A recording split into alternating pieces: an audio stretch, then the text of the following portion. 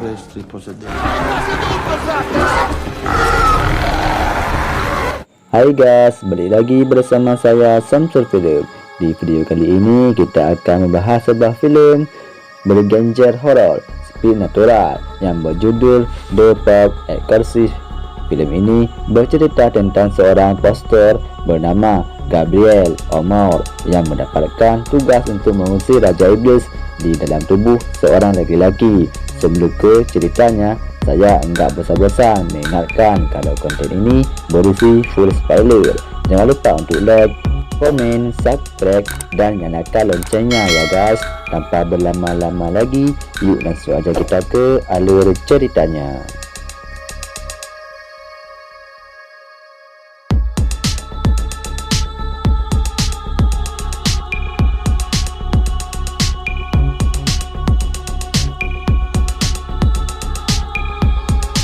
Pada tahun 1987 di Italia, terlihat seorang pastor bernama Gabriel Amor yang mendapatkan tugas untuk mengusir iblis di tubuh seorang pemuda. Dalam prosesnya, Gabriel sengaja memancing iblis itu untuk masuk ke dalam tubuh seekor babi yang ia bawa. Iblis itu pun merasa terprovokasi sehingga ia pun pindah ke dalam tubuh babi dengan tujuan untuk menunjukkan pada Gabriel bahawa tidak ada apapun yang tidak bisa ia lakukan. Ketika itu juga Gabriel pun menembak babi itu, menyebabkan iblis itu hancur bersama dengan terbebasnya si pemuda dari jeratan iblis, memperlihatkan sebuah keluarga di Spanyol yang baru saja pindah. Mereka adalah si ibu yang bernama Julia serta kedua anaknya yaitu Harry dan Amy. Rumahnya akan mereka tepati adalah sebuah kastil tua peninggalan suami Julia yang telah meninggal 1 tahun yang lalu. Julia berencana berenovasi kastil itu dan menjualnya untuk mendapatkan rumah yang baru. Sampai di sana mereka pun disambut oleh kepala mandor dan seorang pastor bernama Thomas. Karena kastil tua itu sudah lama tidak ditepati, jadi kepala mandor sengaja memanggil seorang pastor untuk sekedar memeriksa kondisi yang ada di dalamnya. Saat itu Harry yang bosan berkeliling di sekitar kastil sampai ia pun menemukan sebuah dinding berlubang yang misterius. Sejak kematian sang ayah, Harry memang menjadi anak yang sangat pendiam dan suka menyendiri. Berbeda dengan kakaknya yang bernama Amy yang suka berberontak dan tidak peduli dengan lingkungan sekitarnya. Bahkan ketika ibunya menanyakan keberadaan Harry, Amy terkesan tidak peduli. Kembali ke Italia, Gabriel menghadiri pertemuan Vatikan dan diinterogasi mengenai proses eksorsisme yang ia lakukan. Sebelum tindakan Gabriel, rupanya menuai pro dan kontrak di antara para pastor dan petinggi Vatikan. Beberapa dari mereka tidak setuju dengan penggunaan hewan untuk proses penangkapan iblis. Apalagi Gabriel rupanya belum mendapatkan izin resmi dari Vatikan untuk melakukan eksorsisme. Karena terakhir Gabriel pernah gagal menangani kasus orang gadis bernama Rosaria yang berakhir bunuh diri. Keesokan harinya, ada 2 orang pekerja yang melewati lubang di tembok yang sebelumnya Harry lihat. Saat mendekati lubang itu, kedua pekerjaan itu pun menyalakan sebuah suara sebagai penerang. Namun tiba-tiba inilah yang terjadi.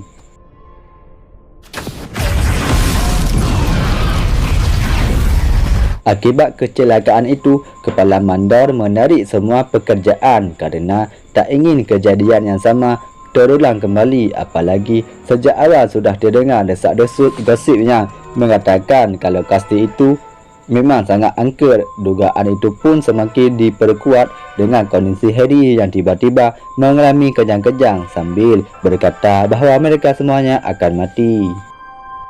Julia pun langsung membawa Harry ke rumah sakit untuk dilakukan pemeriksaan. Anehnya, doktor mengatakan bahawa tidak ditemukan penyakit apapun di tubuh Harry. Jadi ia pun menyarankan Julia untuk membawa Harry ke psikiater.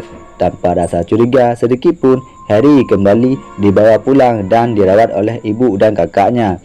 Mengalami itu, listrik tiba-tiba mati total sehingga Julia pun langsung memeriksa keadaan Harry saat itu, kembali kerasukan iblis dan menyuruh Julia untuk memanggil seorang pastor.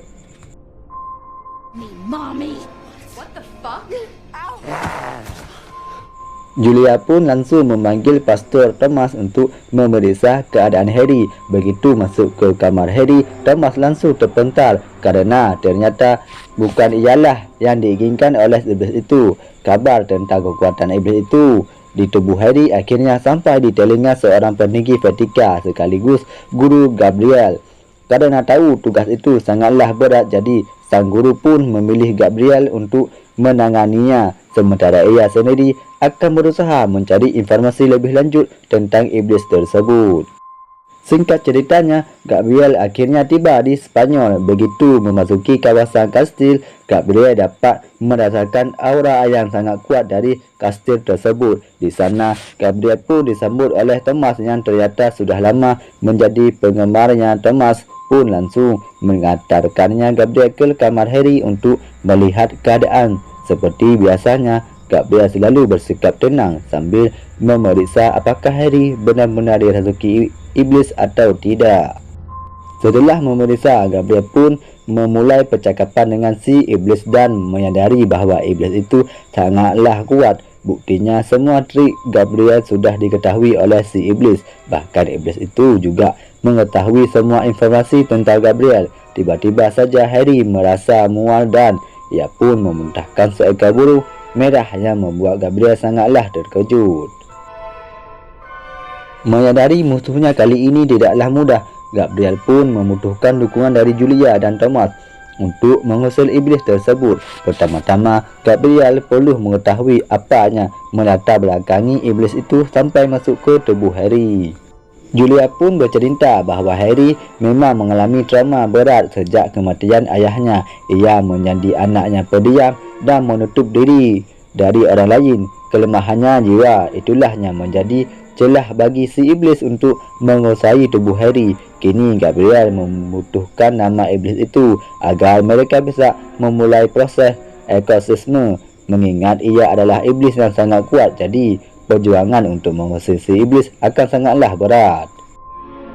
Dibutuhkan kerjasama antara mereka untuk menutup celah bagi si iblis, kerana sebentar lagi ia pasti akan mulai mengganggu satu persatu dari mereka. Amy ternyata menjadi target pertama dari si iblis. Ia pun diteror dengan suara ketukar pintu dan suara telefon yang mengatakan bahawa mereka semuanya akan mati. Karena hal itu, Gabriel dan Thomas pun berusaha melindungi mereka semua dengan terus berdoa tanpa henti. Gabriel juga memperingatkan bahawa si iblis akan berusaha mengoyahkan iman mereka dengan menyebut semua dosa yang pernah mereka lakukan. Jadi Thomas diminta untuk tidak mempedulikan perkataan si iblis dan terus berdoa.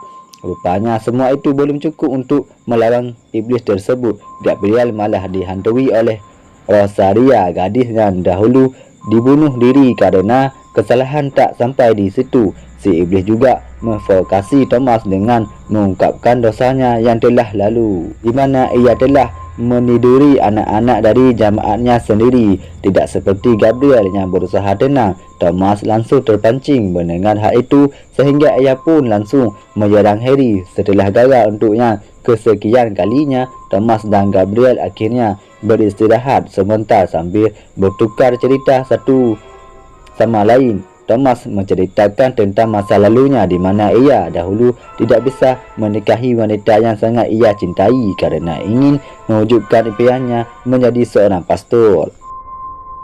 Setelah berbincang-bincang cukup lama, Gabriel pun mulai mengingat bahawa di depan kastil itu ada sebuah sumur yang mencurigakan. Ia pun langsung memeriksa sumur itu, sementara Thomas diperintahkan untuk terus berdoa.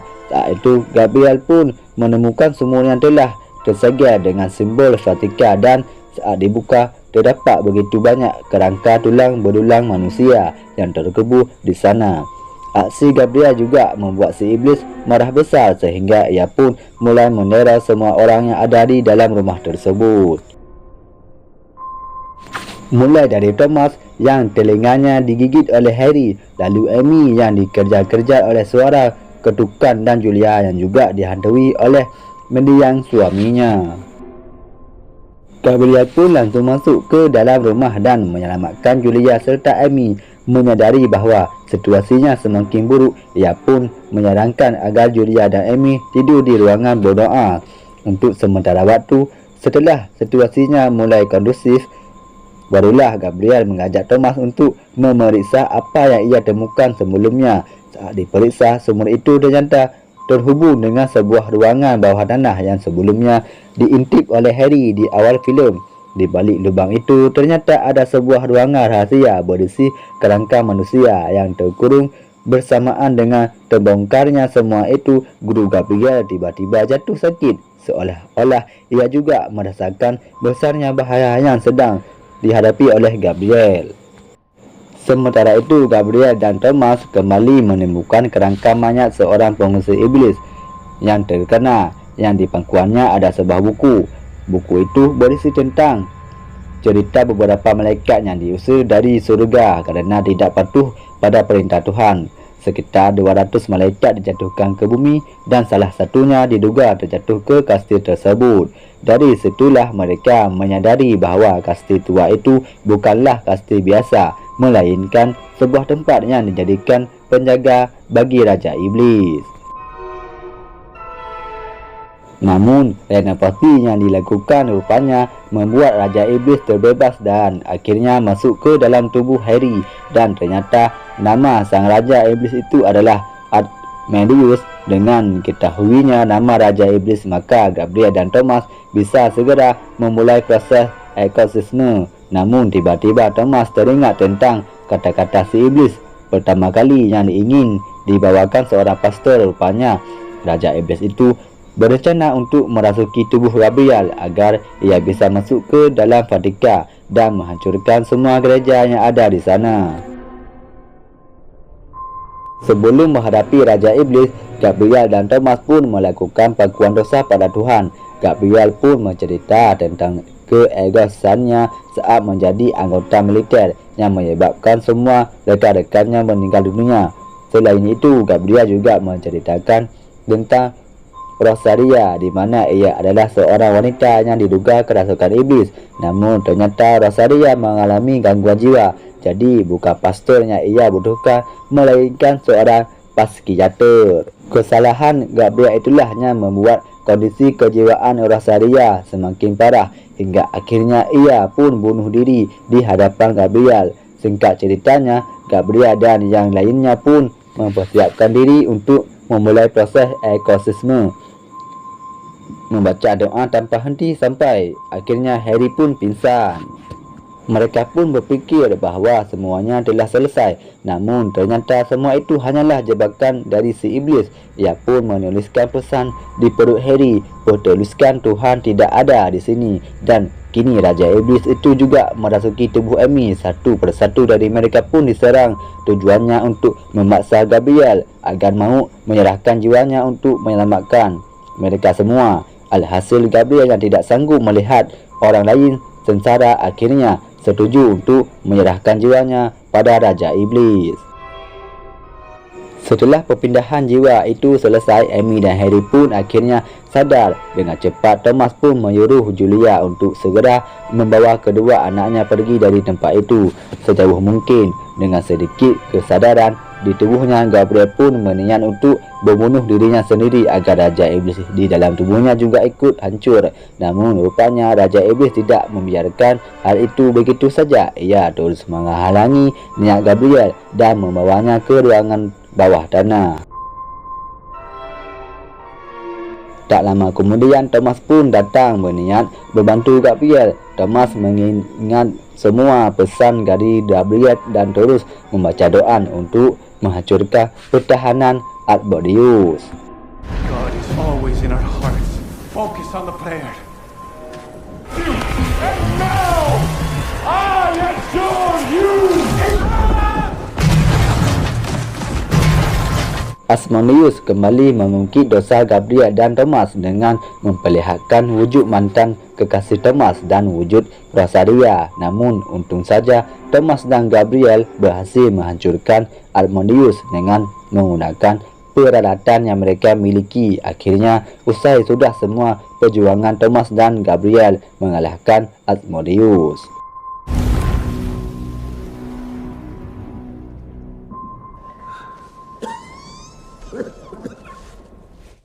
Berkat hal itu, keduanya pun mendapatkan penghargaan tertinggi dari guru Gabriel.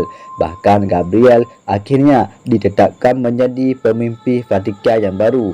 Kini Gabriel mendapatkan tanggungjawab yang besar kerana masih ada 199 Raja Iblis lainnya yang masih tersebar di seluruh dunia. Dan filem pun akhirnya selesai. Dari filem ini, kita bisa mengetahui bahawa untuk mengalahkan iblis, kita hanya perlu mengakui dosa dan bertobat sepenuhnya kepada Tuhan. Tidak lupa selalu belajar mengambilkan ego dan nafsu duniawi, kerana semua itu hanyalah menjadi awal mula penciptaan iblis di dalam tubuh manusia. Terima kasih banyak sudah menonton alur cerita kali ini, dan sampai jumpa di alur cerita berikutnya. Bye guys.